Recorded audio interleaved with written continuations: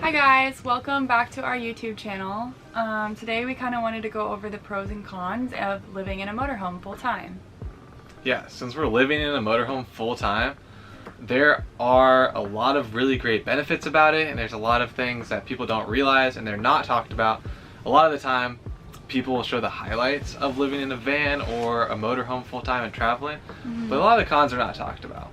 So today we're going to be kind of going over all of our pros and cons and being super honest with you. We've been doing it now about 4 months, so this is just our experience of what is more of a hassle or what kind of makes it worth it. But yeah, so this is just a whole list of everything that we think would be beneficial for you to know before you making the decision to do it full time. So we're going to do cons first and then the pros.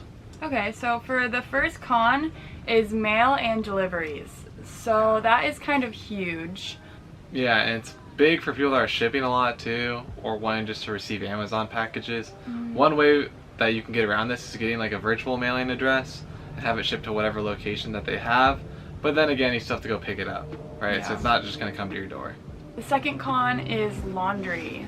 So it can be very annoying trying to find spots to do your laundry, and a lot of the facilities aren't very nice. But it's kind of, you can be pretty used to it if you've lived in apartments before. Like we went from living in an apartment to doing this full time, so it wasn't that big of a change. If anything, it's a little bit easier than an apartment because you can just park right outside and work and kind of have all your other stuff there that you can be doing while you're waiting for it to dry. But yeah, but still like somewhat of an inconvenience because it is always nice to have in unit washer and dryer. And you need quarters. Yeah, lots of quarters. Another con would be doing the dishes. So it's tough if you don't have plastic dishes or dishware that you can just throw away. So if you're using like reusable dishes like any normal person, I guess, what's tough about it is that you're using water. So if you're like boondocking or you're not attached to full hookups with water and power, then you're filling up your gray tank full of dishwater when you'd rather almost use it to shower. So sometimes your dishes will pile up easier or you'll have to wait to do them. But overall it's not too big of a deal. A lot of paper plates is good to have on hand if you're going to be out in the wilderness for a long period of time. So next on the list is small spaces, which can test relationships. So if you're doing this with someone that you kind of already have a rocky relationship with, it might not be the best idea. It's like malachite. Yeah, it's like malachite. It's the same thing basically. Being so close together all the time is, you can kind of just like get in each other's way a lot and just kind of don't have your own space as much if you are wanting to do it with another person. But yeah, you just kind of have to have really good communication, of course. And anything else you want to add? No, I think that's pretty good. A couple are kind of the same here. So lack of community slash social life, and then isolation. You're obviously not going to be around your friends or family that much because you're going to be traveling on the road. So you will be alone or with whoever that you're traveling with most of the time. And at times that can get lonely because you do want to see friends. You miss out on certain events that are going on in the places that you've lived or you have friends at. So that's a con. But there's obviously a solid pro side to that. But just wanted to point that one out. Yeah. Lack of internet. So this one is huge. Right now we are traveling up the coast and we have hit a lot of spots where neither of us have internet. And it's just tough, especially doing this full time. Like we do YouTube, run our own business online, so it's pretty crucial for us to have a good plan where we can get a lot of internet. Just have to find and look up online ahead of time if you're going to get service, and you'll have data / internet service for wherever you're heading if you do need to work. Next con is convenience. Like in a traditional house or an apartment, you obviously just turn on your water and it runs. You turn on the shower, it gets hot. Obviously some stuff might break here and there, but for the most part you plug in something to an outlet, you're good to go. With a motorhome, it's on wheels, so there are certain things that you have to run the generator for, like the microwave if you're not plugged in, just to heat up your food. Or you have to run the generator to have certain outlets running or power to those certain outlets. And it's just the little things like that that can be annoying just because if you're setting up, like if you're filming something or setting up a ring light or wanting to charge your laptop, you have to do it in certain locations, which can feel restricting at times. And with showering too, having to wait 30 minutes for your water to heat up. Gas, obviously you're going to use a lot of gas, so that takes time and it's a pain in the ass if you're trying to get in a certain way or there's a long line, stuff like that. Well, next on the list is how small of a space it is. It can get dirty really fast. Now we're parked at the beach, so any sand we bring in, you just constantly have to be cleaning because it's vacuuming because it's such a small space. The clutter is more obvious than it would be if you had more space.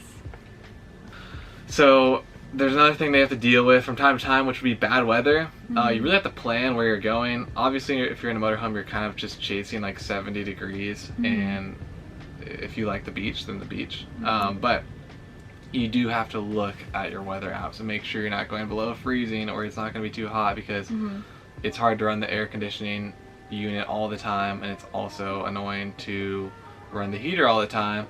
And if you go below freezing, you have to winterize your motorhome so your pipes don't freeze. So you have to pay attention to the weather. Yeah. And not just that, but it gets super hot in here or it gets super cold. So like quickly. Yeah. So last on the list is that it's not really an investment. Things will break and wear, and so you won't necessarily get the money back from it that you originally put into it. Like, you're not going to sell it for what you bought it for. So it's just going to depreciate rather than appreciate, and that's our last con. So we'll flip it. We'll go to the flip side of that specific one and go to the pro of that, which is you're spending less money. You can get a monthly a monthly, if you could finance your motorhome, you have a monthly payment on it, which is going to be a lot less than rent. Depending on how much you travel, like if you're driving a ton, like gas will be expensive, obviously, but the overall costs are cheaper than living in a place like LA or a place like even like Phoenix. So that's a pro. You can save a lot of money on the road. Well, the next pro is just the freedom, like being able to go wherever you want to go, whenever you want to go, for the most part, and just kind of having everything you need with you at all times is just so rewarding and just makes the whole thing worth it. You can just really park up anywhere. You can go to pretty much any of your favorite spots and bring your house there and work there, live there, and it's just something you can't do with an apartment or a regular house. You can't move it. So the freedom's definitely the best and most rewarding part. That goes hand in hand with more time in nature. Like, you are going to be going to campgrounds, you're going to be going to places on the beach, not really in the city too much. And have more access to different like hiking trails, or just kind of if you like fishing, there's so many different places that you can go fishing. And yeah, just spending time outdoors. Skipping rocks. Cutting grass. Picking up bugs. Just some of the many things that you can do in nature. We're kind of just lumping in and get to see so many places / travel as the freedom. Like, you get to experience and go places that really no one else is going, that you know, and would not go unless you have to pass through that town, right? If you're driving on the way somewhere. So you get to really see America in its like rawest form, essentially. There's so many towns that we've already gone through that we would have probably never seen had we not gotten an RV. Never would have gone to. Another great con is personal growth. Kind of learning what you... Con?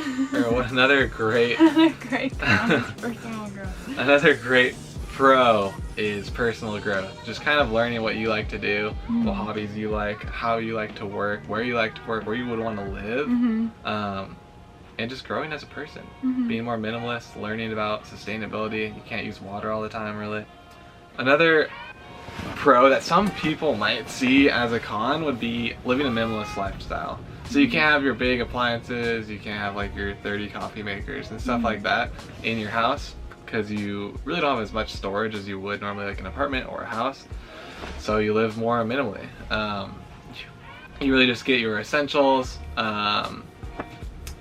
and the stuff that's like the most important to you that you really can't live without, and then the rest you kind of leave behind. Like we left our stuff in like a storage unit. So it is minimal, which is a good thing. You cut down on a lot of excess things that you thought you needed that you don't. That really just like create clutter in your life. Yeah, literally decluttering. Next is no hotel costs.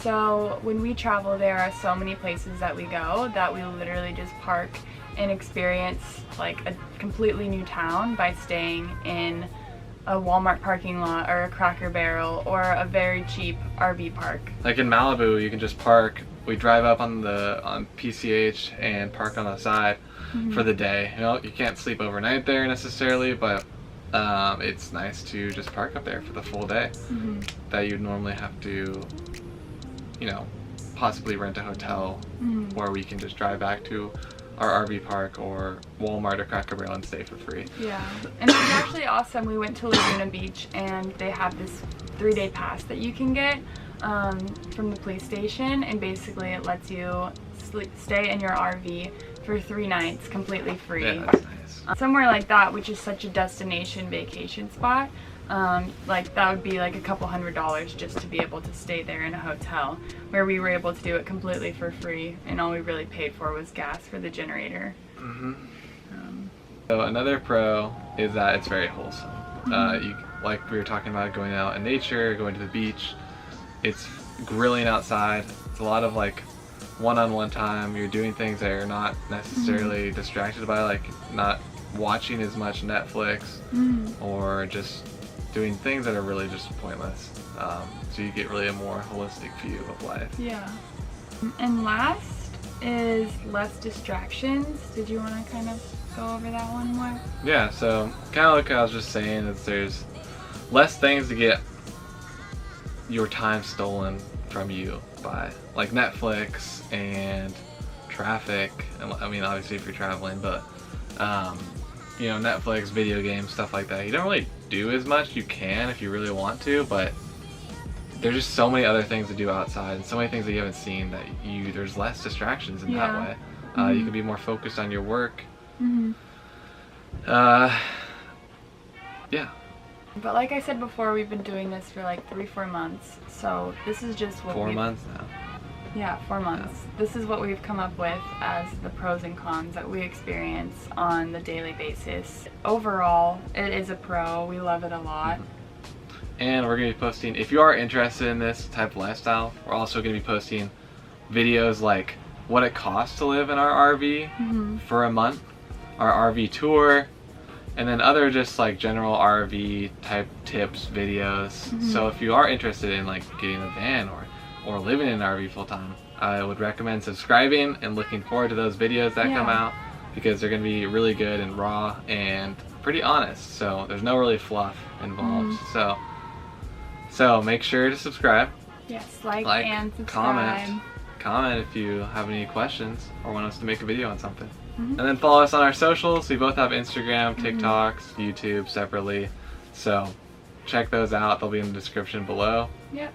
But thanks for watching. Thanks for watching, guys. Bye. Bye.